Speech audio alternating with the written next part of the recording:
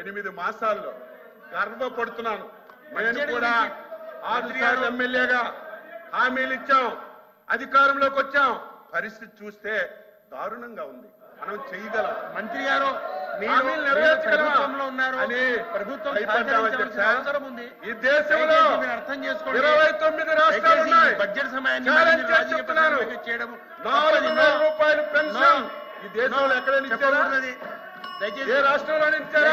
సహకరించమని 1200 ఒక రాష్ట్రంలో 2,200 ఇస్తున్నారు. 4,000 రూపాయల పెన్షన్ 64 లక్షల మందికి 1వ తారీఖే ఇంటికిచ్చి పెన్షన్లు ఇస్తున్నాం. ఇవన్నీ ఒక్కొక్కటి చేసి ఒకటే మాకు ప్రజలు అచంచల విశ్వాసం నమ్మకంతో మాకు అధికారాన్ని ఇచ్చారు. ప్రజల విశ్వాసాన్ని నమ్మకాన్ని ఎక్కడా పోగొట్టుకోం. తప్పనిసరిగా ఎన్నికల్లో ఇచ్చిన ప్రతి హామీ నెరవేర్చిన తర్వాత మళ్ళీ ప్రజల దగ్గరికి వెళ్తాం.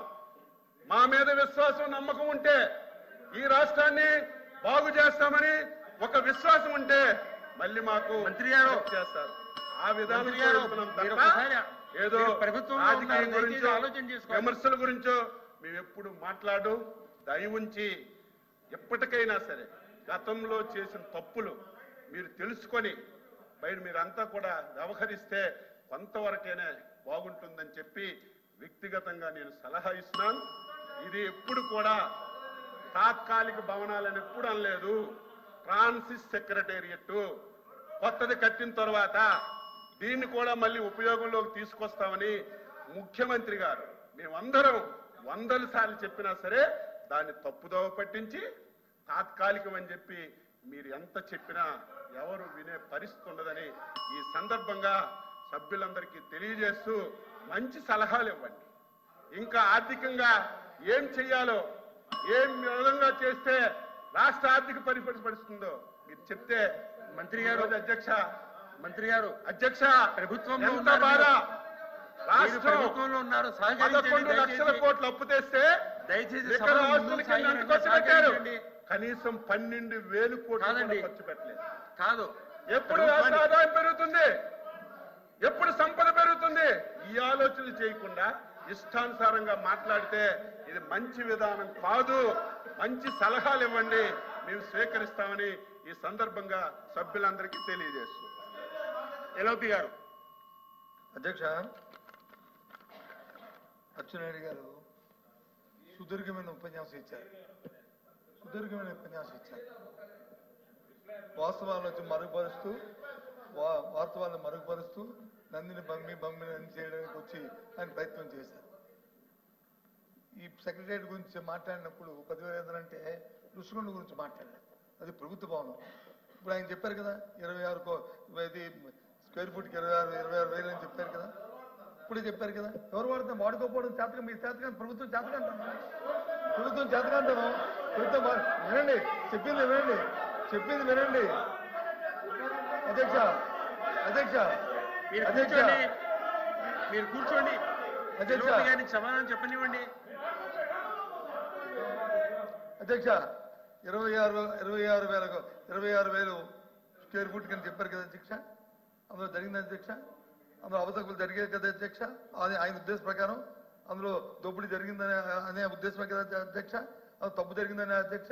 నిన్నగాక మొన్న వాడికి ఉన్న కాంట్రాక్ట్కి ఇవ్వాల్సిన 80 కోట్ల రూపాయలు అనాపరిత చెల్లించారు అధ్యక్ష. ఏ కిక్ బ్యాక్ చెల్లించారు అధ్యక్ష. తప్పు జరిగితే ఎందుకు ఇవ్వాలి అధ్యక్ష? కంప్లీట్ కానీ ఒకసారి చెప్పాలా? కంప్లీట్ కానీ ఒకసారి ఆయన సమాధానం కంప్లీట్ కానివ్వండి. అధ్యక్ష, మీకు అధ్యక్ష పాసింగ్ గా రిమార్కులు చేస్తే దానికి వెంటనే మీకు కౌంటర్ ఇవ్వాలి అధ్యక్ష. మంత్రి అదే ఎల్ఓపి గారు చెప్పారు మీరు అంత అవినీతి జరిగింది, దానికి బిల్లు ఎందుకు ఇచ్చారు? ఎప్పుడు ఈ ప్రభుత్వం కక్ష సాధింపు ఉండదు. ఈ రోజు బిల్లు ఇచ్చింది వినండి, పూర్తి చెప్పిన వరకు ఇవ్వండి. ఈ రోజు ఎవరైతే మీరు చెప్పారో, ఎవరికైతే 100 కోట్లు బిల్లు ఇచ్చామని చెప్పారు, రుషికొండ పని మీద ఇవ్వలేదు అధ్యక్ష. ఆయన ఇంకెక్కడో కాంట్రాక్ట్ చేస్తే ఆ పనులకు బిల్లు ఇచ్చారు తప్ప రుషికొండ మీద ఇవ్వలేదు. తెలుసుకోకుండా మీరు ఆ బిల్లు ఇచ్చారని చెప్పి ఏదో పేపర్లు వచ్చిందని చెప్పి మీరు మాట్లాడితే అది తెలుసుకోవాలి. మేము బిల్లు ఇచ్చాం కానీ ఆ కాంట్రాక్టర్ మిగతా ప్రాంతాల్లో ఎక్కడో పనులు చేస్తే దానికి బిల్లు ఇచ్చాం. అదే మీరైతే 5 సంవత్సరాలు తెలుగుదేశం హయాంలో చేసిన ఒక్క పనికి బిల్లు ఇవ్వలేదు, ఒక కార్యక్రమం చేయలేదు. మేము అలా కాదు అధ్యక్ష. కక్ష సాధింపు చర్యలు అనేవి మాకు దరిదాపుల్లో ఉండవు, రావు. ఇది తెలుసుకోమని చెప్పి కోరుతున్నాను. వచ్చింది అధ్యక్ష, ఏదో పేపర్ వాళ్ళకి ఆంధ్రజ్యోతి అధ్యక్ష ముందు చెప్పండి. ఈ రకంగా ఇచ్చారని చెప్పి వచ్చింది అధ్యక్ష. ఒకటి ఇచ్చారని ఆంధ్రజ్యోతి పత్రికలో వచ్చింది అధ్యక్ష. ఇదేమి కొన్ని సాక్షి పేపర్లే రాలేదు అధ్యక్ష. కొన్ని ఏదో చేసుకున్నారు, తప్పు వార్త రాశారు. కొన్ని మీరే అంటారు కదా మంచి వార్త రాస్తారని, మరి ఆ పేపర్లోనే వచ్చింది అధ్యక్ష. మరి ఆ తప్పు కాదంటే రేపు ఎంక్వైరీ చేయమని ఇప్పటికైనా సరే అందరూ అవకతవకలు జరిగితే ఎంక్వైరీ పోస్ట్ చేయమని అధ్యక్ష. ఎంక్వైరీ చేయండి, ఎంక్వైరీకి ఆదేశించండి, ఎంక్వైరీకి ఆదేశించండి. ఎవరొద్దన్నా చేయమని అధ్యక్ష. తప్పు జరిగితే చేయమని అధ్యక్ష. తప్పు జరిగితే ఎందుకు చేయట్లేదు? ఎందుకు ప్రభుత్వం చేయట్లేదు? ఎందుకు వెనకం చేస్తుంది? ఎందుకు వెనకం చేస్తుంది? తప్పులు జరిగినప్పుడు ఎందుకు వెనకం చేస్తుంది?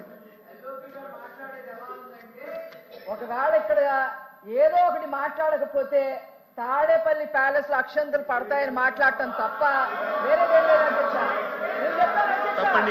అధ్యక్ష నిజంగా ఋషికొండ ప్రభుత్వ భవనం అని అన్నారు అధ్యక్ష. కాదు ఋషికొండ ప్యాలెస్ ప్రభుత్వ భవనం అని చెప్పారు అధ్యక్ష. బాకి డబ్బులు కూడా ఎందుకున్నాయి అధ్యక్ష? సరే ప్రభుత్వం మరి ప్రజావేదిక ప్రభుత్వ భవనం కాదా? ప్రజావేదిక ప్రభుత్వ భవనం కాదా? ఎందుకు రకాలు చేశారు? ప్రజావేదిక ప్రభుత్వ భవనం కాదా?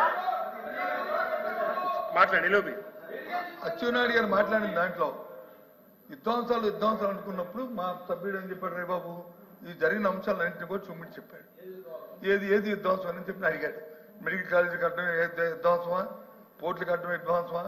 లేదు జడ్జీలు కట్టడం విధ్వంసమా? లేదు నాన్ స్కూల్లో కట్టడం విధ్వంసమా? ఈ సందర్భాన్ని ఆయన ఉటకించారు తప్ప వ్యక్తిగతంగా ఆయన ఏమి ఎవరిని విమర్శించేది? వ్యక్తిగతంగా విమర్శించారా? మీరు వ్యక్తిగతంగా విమర్శించారు. నా పేరు ఇస్తారు కాబట్టి చెప్పినప్పుడు చెప్పారు ఈ 10,500 అది 26,000. ఓకే, ఎంక్వైరీ చేయండి. అక్కడ తప్పు జరిగితే రుషికొండ కట్టడాల్లో కానీ తప్పు జరిగితే ఎంక్వైరీ చేయండి. ఎందుకు చంపుతున్నారు? ఏ కారణం ఏంటి? కాకుండా ఆవిడకి ఇవ్వడానికి లేదు ఏంటి? కాదు అధ్యక్ష, ఇంకో విషయం చెప్తాను.